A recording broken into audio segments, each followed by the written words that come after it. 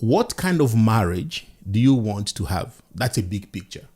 What kind of marriage do you want to have? Most people will say, I want to have a good marriage. You need to give some characteristic to a good marriage. What does it mean to have a good marriage? Hi, everybody. A few weeks ago, we got the opportunity to sit and make plans for our marriage and our family for the year ahead. Some people call it New Year resolutions, and some make strategic plans and goals. We believe every couple can benefit from making plans on how they will achieve these goals. Yes, those who make plans, often they focus on financial goals of the family, or they talk about fitness and health and things like that. Most New Year resolutions or most strategic planning of couples, they will be more on the financial side of things, jobs, business, and things like that. But for us, we try to include other aspects of our life that are not just financial, and they are not just fitness and health. That's why we want to share this with you. As much as we believe finance and fitness and health are important, there are also other aspects of marriage and family that need to be included in the plan. They say that failing to plan is planning to fail. So maybe this planning is not your thing. Maybe you don't feel like sitting down and plan. If you stick around and listen to us till the end, you may get something out of this conversation. So we started by reviewing our year. Yes. How well did we do as a couple? Mm-hmm. What were our wins? For example, our first win was we had enough quality time together. Yes, we and did. This is something we set up to have, and we are very happy that we did. Yes. We did have some amazing quality time together. Of last year, we sat down and thought, it seems like we are spending time together, but we want to spend more time and quality time, not just time, but to make it good and quality time. Intentional, and at the end of the year, we thought, we did well. Yeah. And second thing, we were able to build our house. Yes. Which, thank God, is a blessing. It was a plan. We prayed about it. We planned it, and God provided for it. And today we are living in our own house. We are still finalizing a few things, but we are there. Yeah. God made it happen. We enjoyed working together.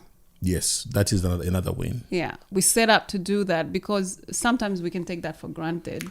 Yeah. Because we do that. We've been doing that for years, working together. It's intentional. Yes, exactly. But sometimes we can take that for granted and be like, oh, whatever. But we set out to enjoy working together. To enjoy working together. We are not forced to work together. We do music together. We do podcasts together. We do charity works together. We do church together. We serve at church together.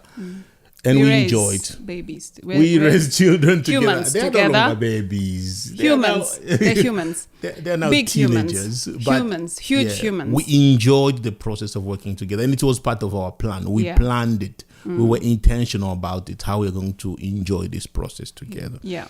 But the second question we asked ourselves is, how did we get there? Yes, we spent time together, quality time together. Yes, we worked together. Yes, we built a house. But what facilitated those wins? So we started to look into details and how did we get there? And the first thing was I think the first thing was we both were willing to listen to each other. Yes. Yeah. So we were able to listening to each other. Yes. Really listening to each other. Yes. Spending time to talk about what we expect, what we want to achieve.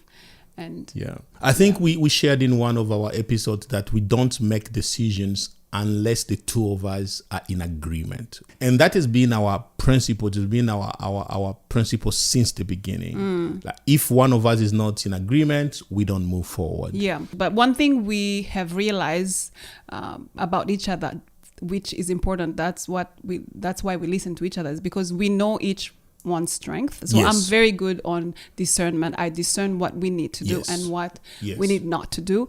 And my husband is very good at making things happen. Yes. Like he's very good at actually make it work. Like, let's go for it. Yes. But So we bring different things on the Yeah, table. we- So yeah. often I bring the vision, I cast a vision, but I wait until my wife is in agreement with it for us to start strategizing and work on it. Yeah. So I can come up with 10 ideas of the things that I would And like I to mean be done. 10 ideas. Yes. And my wife will dismiss maybe 7 of them because she doesn't feel peace about them, and she will agree only with the 3, and it's okay with me. And it works for us. It works. So that was our first, I would say that is our secret to success. We listen to one another. When she says no, it's no. And when I explain why and I present it in a way that can be, I can sell it well, she may say yes, but sometimes she just says no, even though even if I try to explain. But we respect that. We respect what each one brings, and we don't try to fight with one another because we respect each one's contribution to a project. I know my wife is good with discernment. If she's not in agreement with something, we don't move forward, and she knows my contribution in casting vision and leadership, and she trusts she trusts that. Yeah. She trusts that. So we listen to each other. And then we thought of another category, which was what are the things that we need improvement? What are the areas where we need improvement? So we talked about our wins. We talked about what led to those wins. And then we went, okay, what do we need to improve? That was part of the review. What do we need to improve? So we made a list of areas where we believe we need to make some improvements. Yeah. We are really honest with each other. If it was my fault, if it was our fault, if it was something that we blind spot, none of us saw it coming. We made a list on our personal growth. Yeah.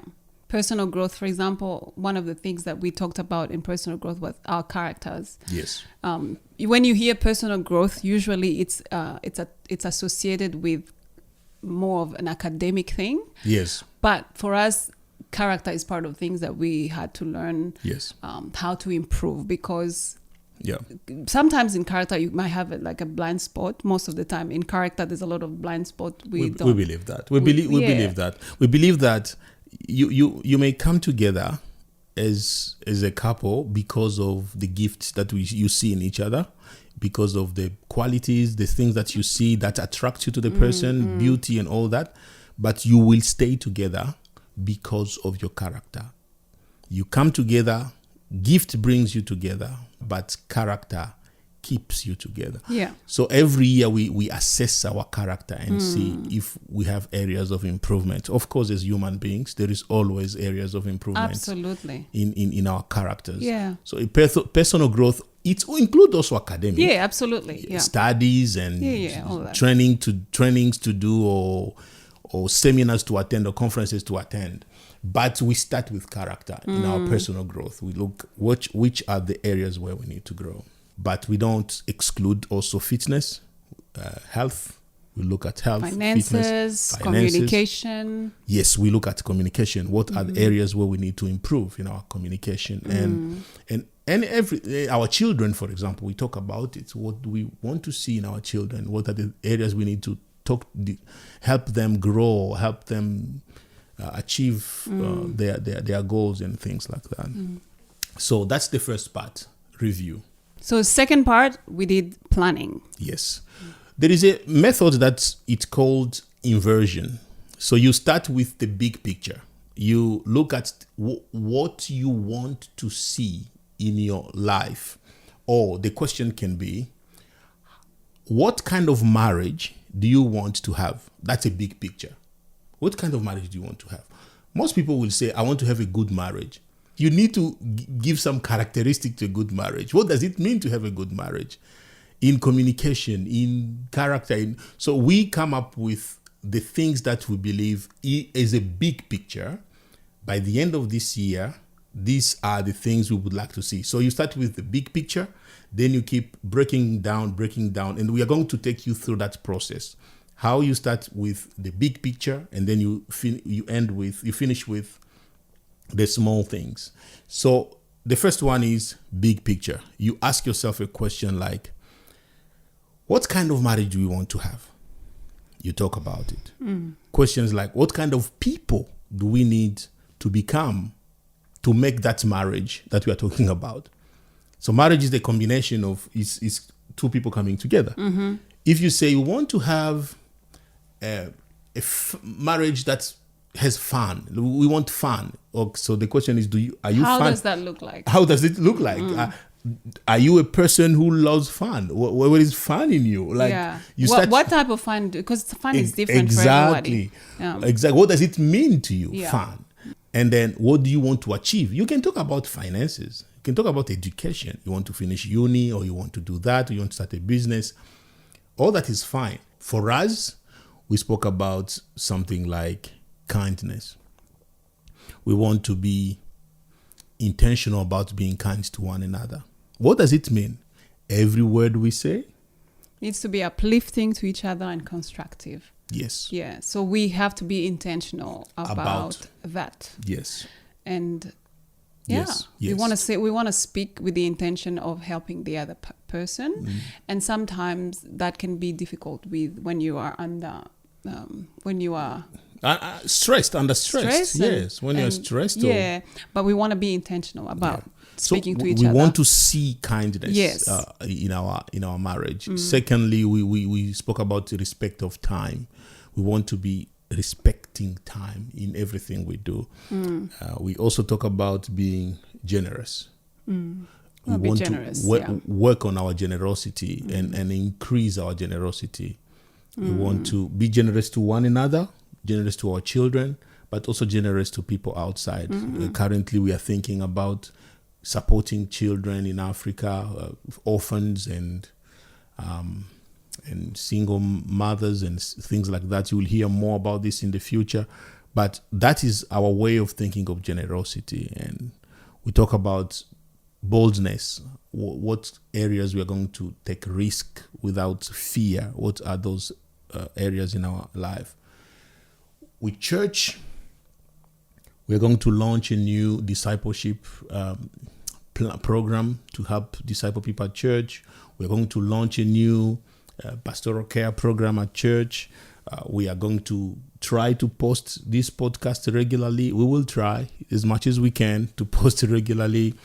We want to grow in our Christian discipline. So we wrote all these things down, the areas where we would like to grow, like prayer, Bible engagement, fasting, giving, serving. Sharing our faith, worshiping God, gathering and stuff. Yeah. We put all our Christian disciplines together that we would like to grow in these areas. So as you can realize, that is a long list. Yeah. And those goals are general, like they are general goals. So we would like now to go into specifics. It's just a list of things, a list of wishes, I would say. Now we move to the next part. The next part is prioritizing. Prioritizing now is where you get specific. Like you now go into details. Which one of these goals will come first? Which one of these will come first? Because it's a long list of things you would like to see happening. We know that we have to work on our character. We know that we want to work on our finances, fitness and health, spiritual disciplines, family, academic or professional development. So these are categories, but they have so many goals in it. So we want to pick one in each category that we want to start with. Yeah. And for example, we would say character-wise, what is one thing, the one thing that will affect others? So you pick one thing in your character that, if I work on this first, it will help me deal with the rest much easier. So you pick the first one in your character. Yeah. And each category is different. When you go to finances, you may pick something in your finances that you think will be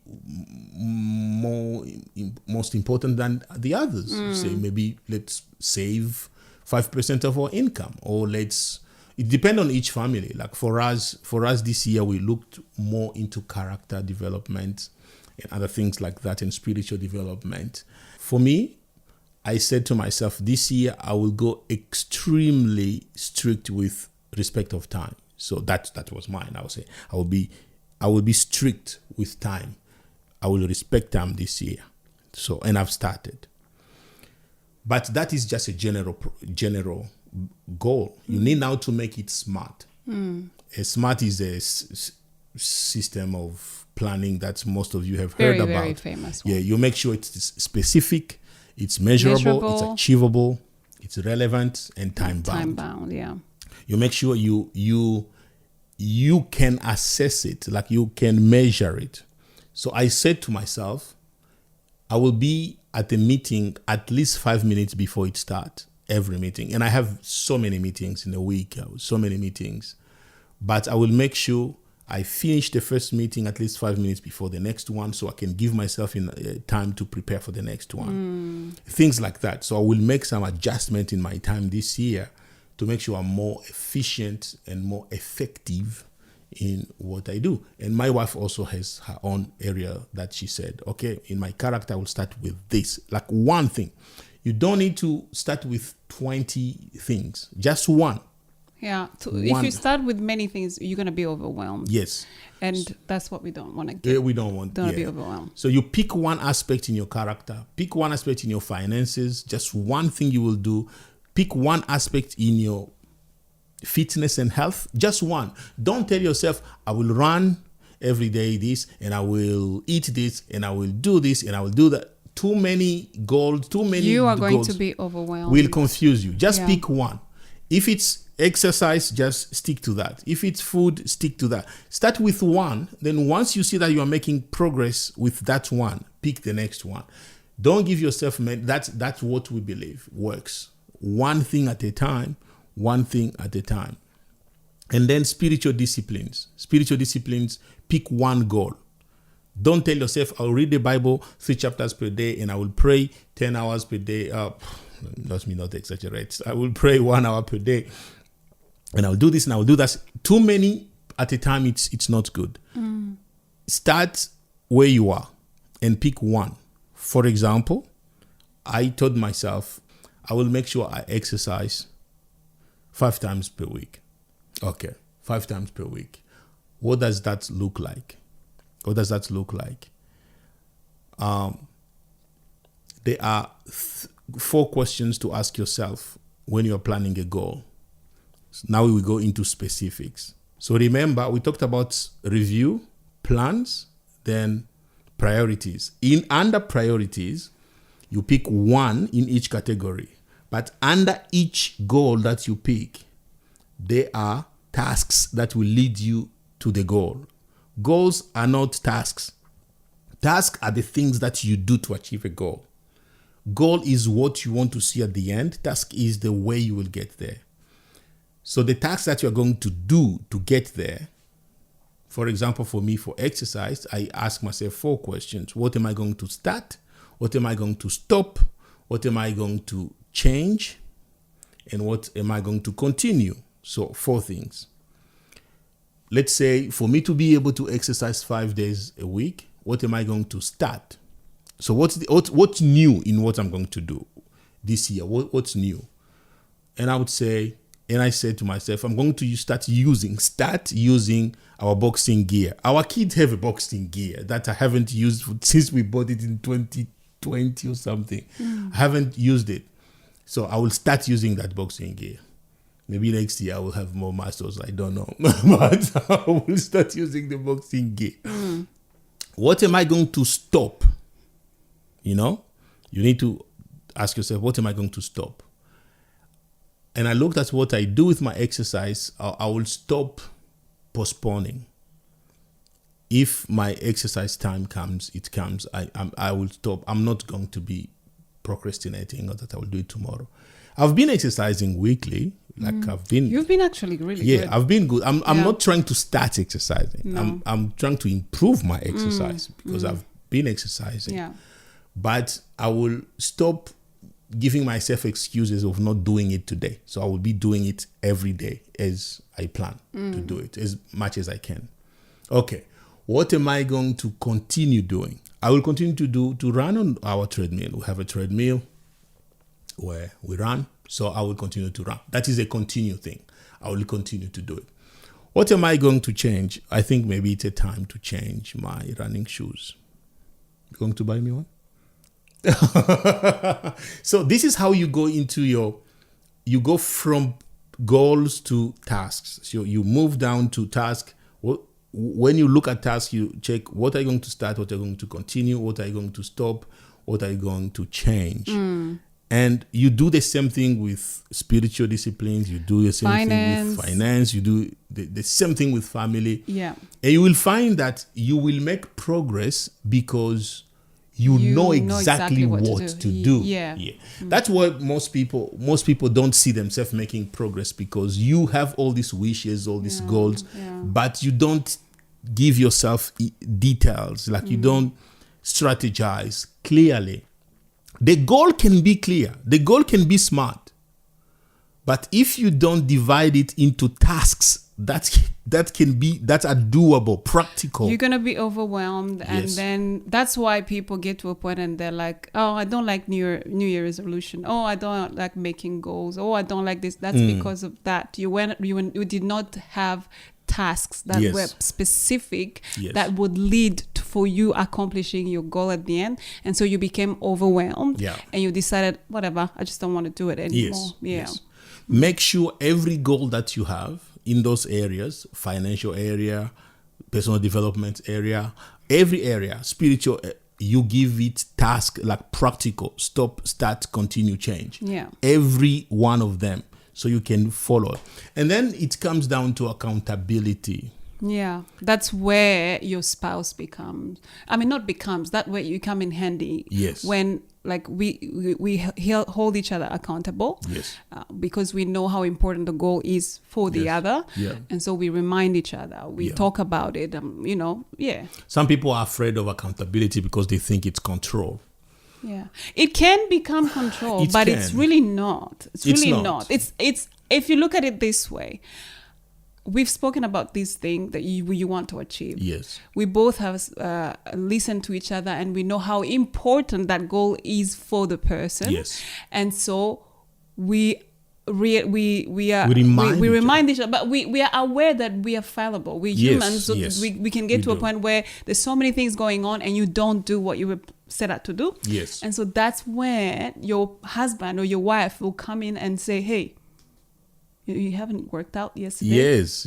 What's going on? Is there anything I can do to help? What's going on? Yeah. And then you're like, hey, let's go back to it. Yes. Yeah. I think it's not control. It's very helpful. I love it because I know how important my goals are, how important they are, but I also know that I'm fallible. So I need you to remind me sometimes when I go, We hold each other accountable in our relationship. We hold each other accountable for our spiritual life, Christian disciplines. We hold each other accountable for our character. We look into each other's stuff and we say, are you making progress? In a loving way, not in a controlling way. We're not coming as a controller teacher. Yes. No, we know how to speak to each other. Again, at the end, when we say we know, we were talking about kindness. Yes. We know what words, what works, how we communicate to each other, to tell each other what we want to communicate. So you can allow your spouse to hold you accountable for the goals, and then as you grow together, your marriage will grow stronger. As you grow as individuals, you will make a strong union, which is called marriage. Mm-hmm. Your marriage will be as strong as the two of you are. If you work on yourself as an individual, and then together, you will make a strong marriage. Two weak people will make a weaker marriage. Two healthy people will make a healthy marriage. And it's possible. So if you need help with family planning or marriage planning, you can DM us, you can contact us, and we can see how we can help you to plan your year. We can help you, can give you tips if this was helpful to you. So, Thank you for stopping by our YouTube channel. If you got something out of it, share it with somebody, like, subscribe, and leave a comment. Let us know where you are watching from and we can pray for you. Hope to see you here again. Bye. Bye.